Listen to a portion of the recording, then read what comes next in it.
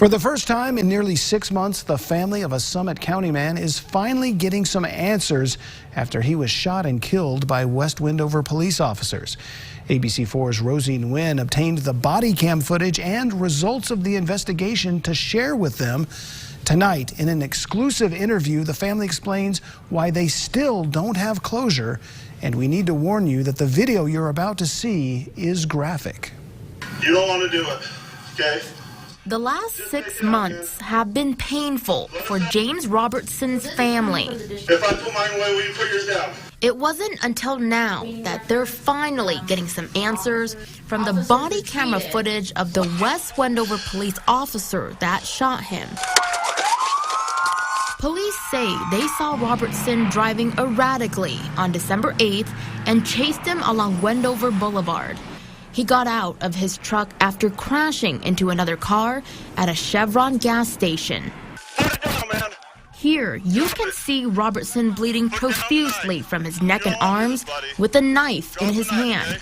Investigators say they believe he was suffering from mental illness and was trying to end his own life.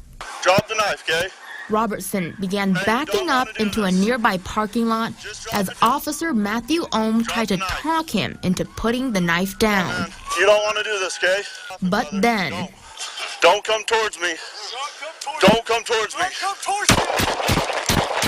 2 seconds after Robertson raised his knife and walked towards police, Officer Ohm shot him 5 times. For Robertson's aunt, Brenda Sorensen, the body camera footage only validated how she felt 6 months ago when all she had was witness cell phone video. They should have wrestled him down, shot him in the leg, tasered him, anything. According to investigating documents, Elko County District Attorney Tyler Ingram says, quote, Mr. Robertson maneuvered the knife in his hand, which appears to be in an effort to position the knife in a manner to attack the officers. He then goes on to say, quote, Officer Ohm and Officer Chapman both unequivocally expressed their concern that Mr. Robertson was going to harm or kill an officer, which is clearly corroborated by the videos.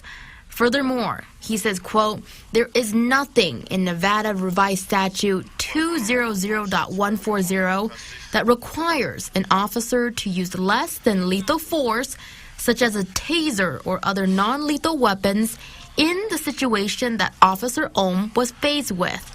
But Sorensen says her family believes the shooting was not justified.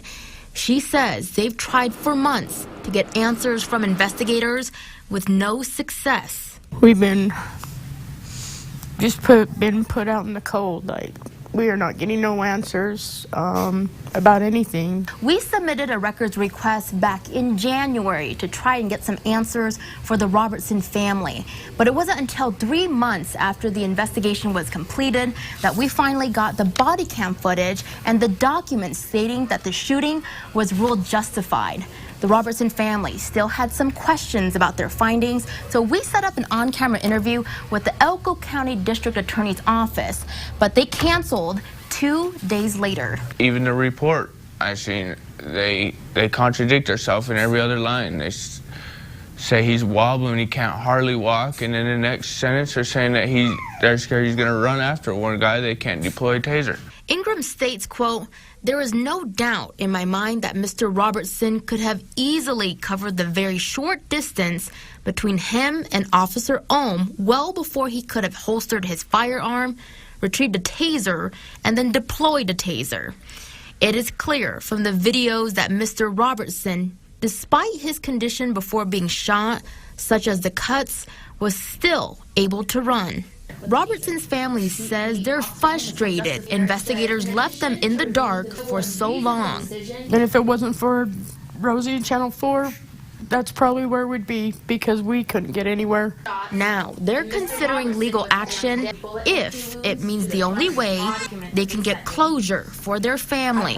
We want the truth, man. We don't want none of this contradicting ourselves. We want it straight out. We want exactly what happened. We want answers. Reporting for ABC4 News, I'm Rosie Nguyen. Elko County District Attorney Tyler Ingram did not return a request for comment when asked why his office failed to notify the Robertsons upon completion of their investigation. To view the investigative documents in their entirety, head over to our website, abc4.com.